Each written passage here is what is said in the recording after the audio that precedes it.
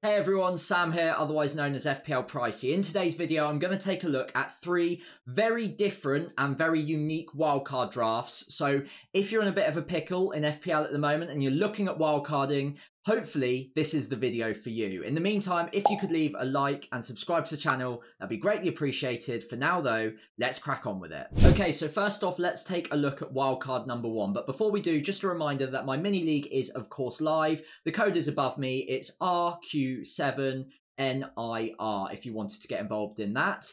In the meantime, though, this is the first draft I wanted to talk about, and it is quite difficult to build a really strong draft across the 11 with both Salah and Haaland in it. But I don't think it's impossible, and this is what I've come up with as probably one of my favourite of the three drafts, if not my absolute favourite right now. So a number of the players I'll talk about in this video will be repeated draft to draft. So if this one takes a little bit longer, it's because I'm probably not going to talk about them at length in drafts 2 or 3. In goal, I'm going with Martinez at the moment. The reason being, Aston Villa's fixtures over the next few game weeks are absolutely fantastic. And in this draft, I don't have room for an Aston Villa defender. That will probably, at this point in time, look like Konza in most other drafts. However, I think Martinez's fixtures are good enough and he represents decent enough value at 5 million that it is worth covering off that base with an Aston Villa defender.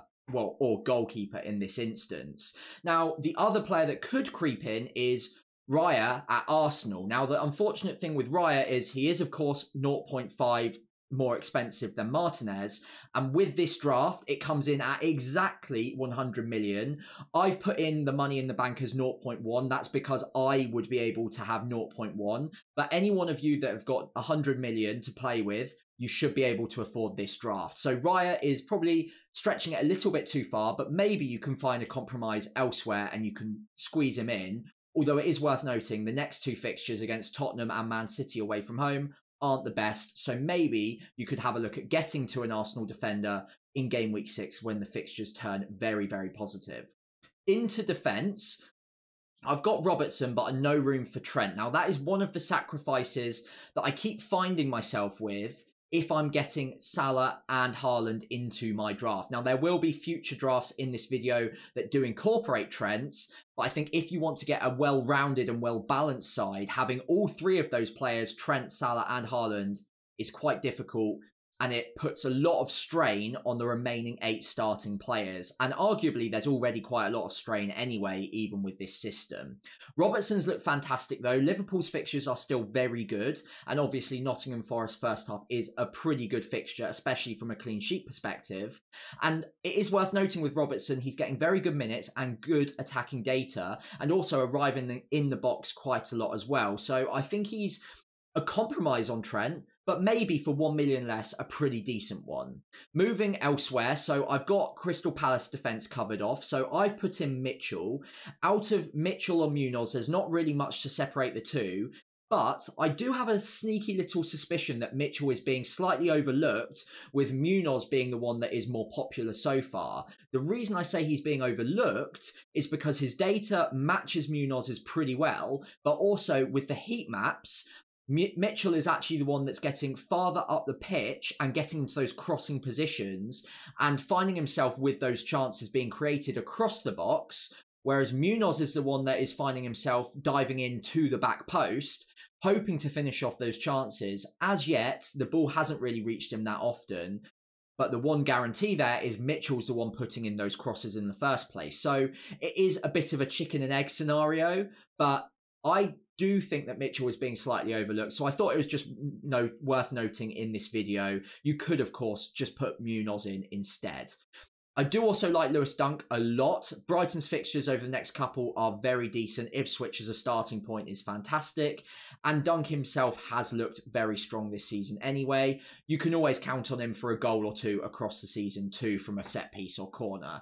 So I do like Dunk as a 4.5 million option. You could trade him out for someone like a Konza if you didn't have Aston Villa defence covered off with the goalkeeper anyway. So that's more of a price point slot, but I do like Dunk as an option there. On the bench, I've also got Porro. Most weeks he would be starting and I'd be benching Dunk or Mitchell, but Arsenal at home is not a great starting point. So great data, I do still back him long term, but this week is probably not the week for him, and I'd prefer to start Mitchell or Dunk this week on its own. I've also got Davis as well. Now, I'm really hot on Davis, and you'll see him appear in a couple of the drafts. And the reason I'm hot on him is he is the creative life force behind Ipswich, and Ipswich's fixtures, not only over the next few, but over quite a sustained period of time now, are very, very promising. So if Ipswich score goals, and I've got the assumption that they actually will score a fair few across this period, there's a very decent chance that Davis will be involved in quite a lot of them. And he was so instrumental to the way they built up and played their attacking football, especially from the left wing last season. I'd like to take a bit of a chance on him, and I do think at 4.5 million, he could be one of those underrated value pickups that you don't have to start every game week. He might only come off the bench a few times, but with the fixtures that they've got, could represent good value for money. Now, moving into the midfield 5, there will be overlaps with the others, so I won't talk about them all in every section of this video. But Salah, okay, of course, absolutely fantastic pick. Good fixtures to come, and arguably even a captaincy shout this game week. He started off this season in the most sensational form we've possibly seen him start any season with, but that's because he's had the rest, right? We can say the same for Haaland, but they had the summer off. He's come back fit, sharp as ever, and it looks like even under the new system, he's not going to be negatively impacted whatsoever. It's also worth noting that he should be maybe slightly better on bonus points this season, because the chances wasted don't negatively impact the bonus points so much. Now, with Salah in the past, he used to get a lot of shots, but obviously missed a lot of shots as well, and that would impact him slightly negatively on the bonus points. Obviously, if he's getting 2 or 3 returns a game, he's going to get 3 bonus points no matter what. But even if he only gets 1 attacking return, it's more likely now than last season that he'll also get 2 or 3 bonus points. So he looks incredible value for money. Even with a couple of price rises, he's still good value. And the fixtures to come suggest that this hot streak isn't going to finish anytime soon. So he's a very hard player to avoid on any wildcard draft. And I think he makes it into all 3 as it stands in this video. Moving across, Mbeumo and Eze I'll probably tackle in the same section here. So Eze starting off, good fixtures to come, was maybe flirting with the transfer out button for a lot of managers in the last couple of game weeks, but did come good, and the data behind him suggests that he will continue to do so over the next few game weeks. He also had that price drop to 6.9 million, so even at 7 million he was good value. He's even better value for money at 6.9, and Leicester at home in game week 4, it's just a great starting point for him, and he's on penalties, he's on set pieces. And even though Palace themselves haven't looked particularly sharp yet, I think the fixtures and Eze in particular are just great pickups at this point in time. And Mbeumo as well, I think despite the fact the fixtures to come aren't amazing, obviously Man City is not a good starting point, he's on penalties now with Tony out the door. His data increases twofold, I think, without Tony in the side. And I really think that over a very considerable period of time, he is going to be one of the best value picks in the game. And if you can look past the first couple of fixtures, which really you should be doing on a wild card anyway, yes, you get transfers, but a lot of these picks you're going to want to hold on to for quite a while. If you can look past this one game week in particular against City, who, by the way, could concede goals and have been doing anyway, Mbeumo for me is just one of the key players to pick up in the next few weeks. If you're on a wild card, it makes a lot of sense to do so now, so you don't have to book in a transfer down the line. Data's great, on penalties, will be the talisman without Tony in the side. I think he ticks all of the boxes. Another player that I think is going to be up for debate this week because he continues to flirt with points, but is basically not getting any attacking returns so far, is Bruno Fernandes. Now, I wouldn't have any problem with anyone saying that he is just fundamentally a bad pick at this point. I get it. He's been points dodging like crazy, even though the data suggests that it should come soon. It just hasn't been there. However, at 8.5 or 8.4 million, if he's had the price drop, I actually can't remember at time of recording. but he's still going to be decent value for money. He's on penalties, he's on some set pieces, and his data, even without penalties, has been phenomenal so far. The reason he's made it into this wildcard draft is because I can't afford a Palmer or a Saka. If I could, I would much prefer to have them in over him. And arguably, you could even look at a 5.5 million midfielder like a Smith Rowe or a Minte or even a Semenyo instead of him and save some money and upgrade elsewhere, which, by the way, little hint at later, that is what I'm doing with one of the drafts. But if you have faith in him, any faith left that he is going to come good, it's very likely going to happen against Southampton. Southampton have been passing out from the back. Man United's pressing game has gone up a notch this season. And if anyone is going to take advantage of that in the United team, it is likely to be Bruno Fernandes. So whilst he's been very frustrating, this could well be the week that finally he repays the faith that FPL managers have put into him. And maybe he's worth having on a wildcard for that reason. But as I said, he's probably the weakest pick in this whole 11 at the moment, the one I'm least sure on. But at this price point, you could have Luis Diaz instead. You could have maybe even a Gordon instead as well. So there are options there, but I think it represents that price point very well. And Southampton is a good fixture. He's a 90-minute man on penalties, on set pieces. I don't hate it, but let me know in the comments below if you do. And I completely understand if you are completely against that pick from this point onwards. Rodgers makes it in as a 5 million pickup. Again, has been points dodging a little bit thanks to Watkins missing chances in the last couple of weeks.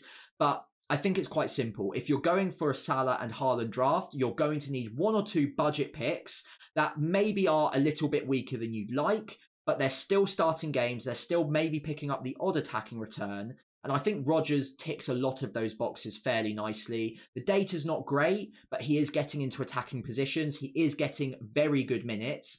And Aston Villa's fixtures are very strong at the moment as well. So as a compromise to get to those 2 premiums, Rodgers, I basically can't see many other ways around it other than having Rodgers. Now, the other way you could play this is, okay, I don't like Fernandes, don't like Rodgers, so you could downgrade Fernandes to someone like a Luis Diaz, and you could upgrade a Rodgers to someone like a Semenyo or a Smith Rowe, and that is completely valid and definitely an alternative to this setup that I would consider. Now, moving into the forward line, unfortunately, I've only got space for 2 of them, and the third one is basically a dead spot. It's a 4.5 million forward.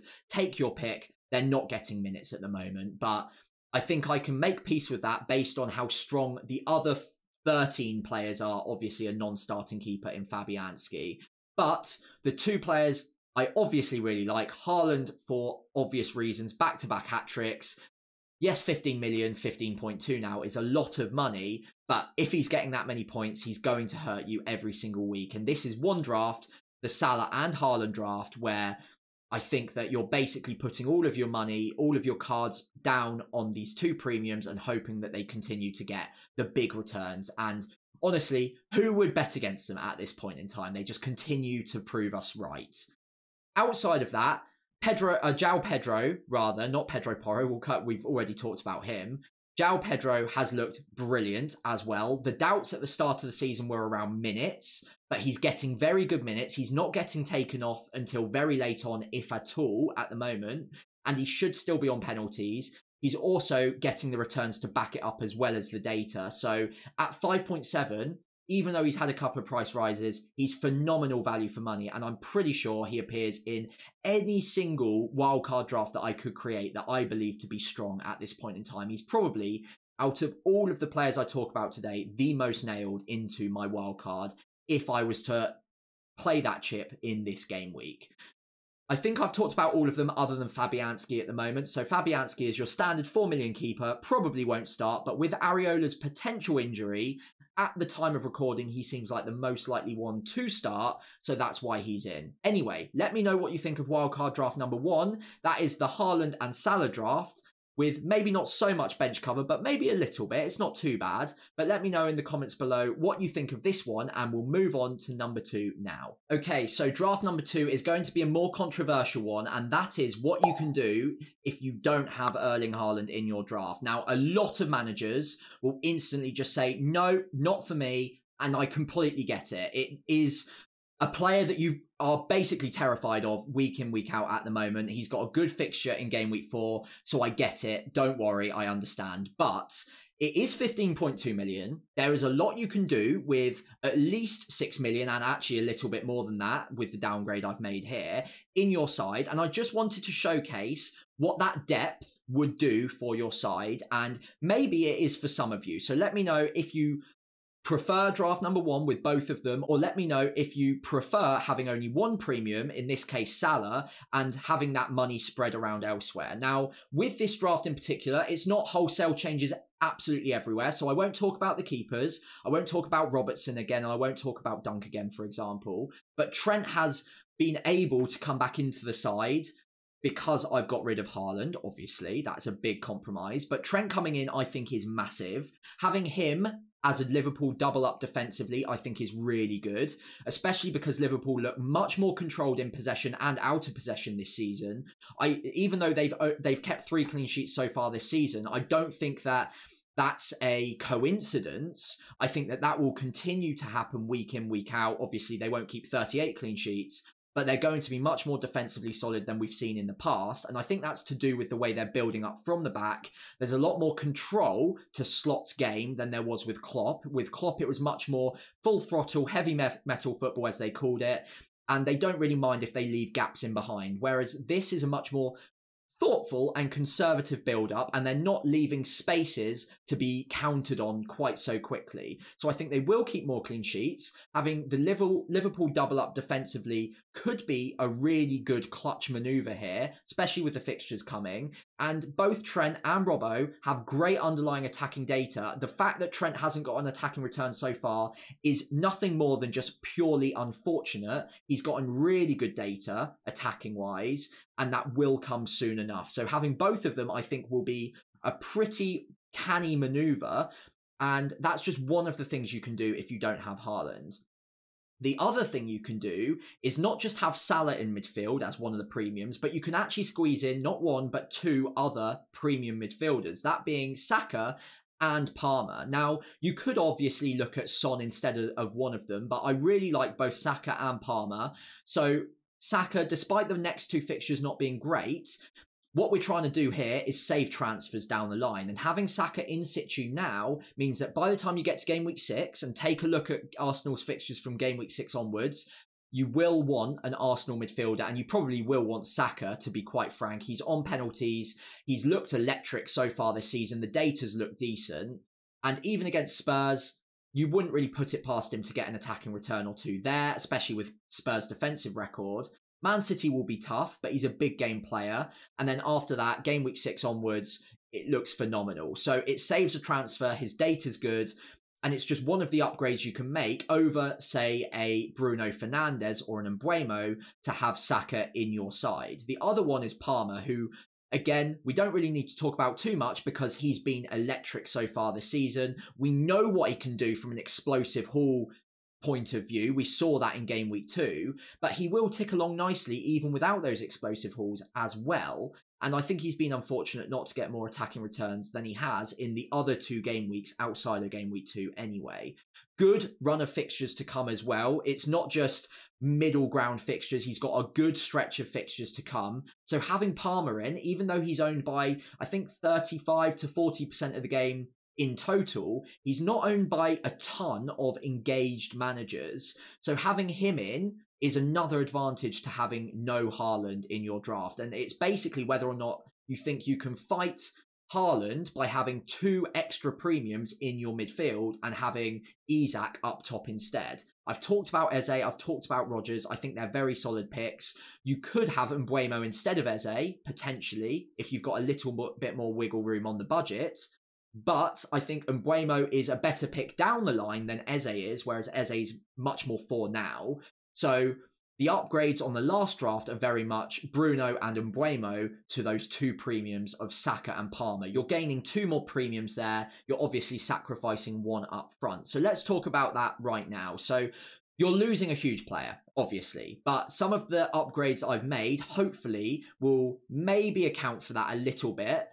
And having Isak is it's not a terrible player to have in either, is it? So I think whilst, yes, it's a big downgrade, having Isak instead of Haaland, you're still getting a good pick. It's not an elite pick in comparison, but you're also upgrading 3 other key spots in your starting 11. Trent is in, Saka's in, Palmer's in, and you've still got Porro to come in off the bench as well. So it's whether or not you're fighting effectively Mitchell with Mbeumo and Fernandes and Haaland versus a Trent with Saka, Palmer and Isak. Those are the 4 key differences here.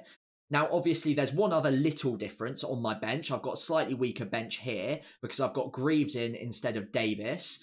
We're not really expecting to play your 5th defender anytime soon, to be honest, but it could become a factor down the line, and this is a weaker bench. You've only got 1 good player, let's say, and then the rest are basically bench fodder.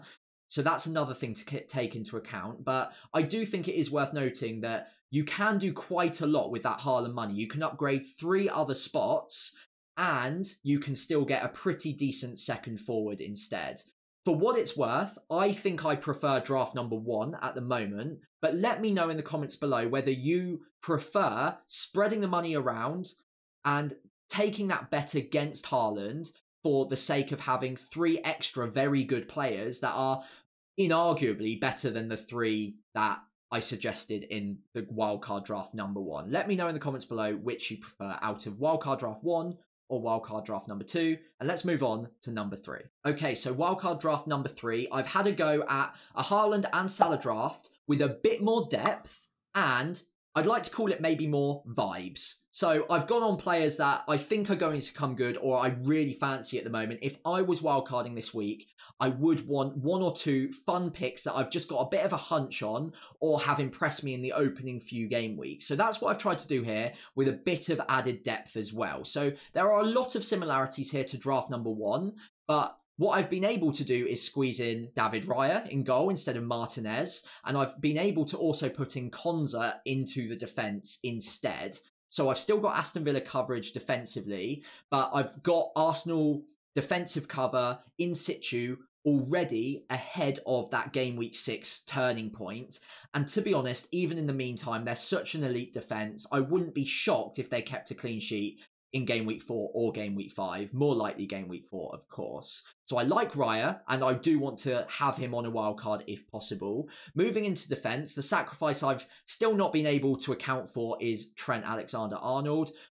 I've discussed it. He is a lot of money, so it's quite hard to have Salah, Haaland and him. But I think I've balanced it out quite well. I've still got Robbo, and what I've been able to do is have Rico Lewis instead. Now, that's extra Man City coverage. In the other 2 drafts, I've only got 1 Man City player. In fact, I've only got 1 Man City player in one of the drafts, and that is Haaland. But I do really like the look of Rico Lewis. He's looked phenomenal in the opening few game weeks. The worry is, of course, around minutes and whether or not he's going to continue to start matches, but he's been so impressive and he's been talked up so heavily by Pep that I'm starting to be converted to the belief system that he will just continue to start at right back.